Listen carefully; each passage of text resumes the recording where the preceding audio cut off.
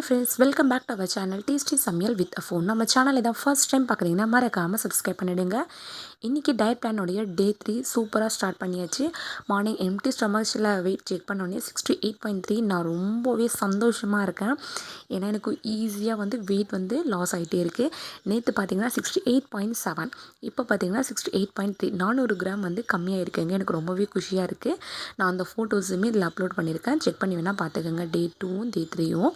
Okay, இங்கே morning breakfast 11 o'clock தான் சாப்பிட்ணுன்னு சொல்லியிருக்கேன். ஸோ நான் என்ன எடுத்துக்கிட்டேன்னு பார்த்தீங்கன்னா கம்பு தோசையும் கார சட்னி தான். கம்பு தோசை எப்படி பண்ணணும்னா, நம்ம கம்பு அரைச்சி வச்சுருக்கணும் மில்லில் கொடுத்து. இது உளுந்து ஒரே ஒரு கிளாஸ் உளுந்து ஊற வச்சு தனியாக மிக்ஸி ஜாரில் அரைச்சிடணும்.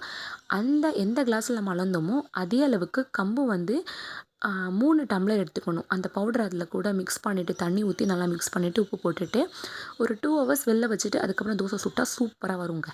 இவ்வளோதாங்க.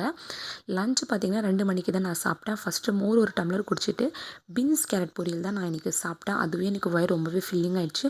ஸோ நான் அதனால் எதுவுமே சாப்பிட்ல. கொஞ்சம் ஈவினிங் பசித்த மாதிரி இருந்துச்சு. அதனால் நான் அந்த பட்டாணி விற்பாங்க இல்லையா, பொரிக்கடலை, அந்த மஞ்சள் கலரில் இருக்கும் இல்லையா, அந்த பட்டாணி மட்டும் கொஞ்சம் சாப்பிட்டேன். அவ்வளோதான்.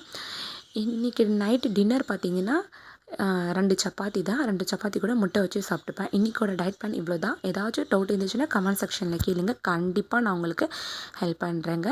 ஓகே ஃப்ரெண்ட்ஸ், பாய்.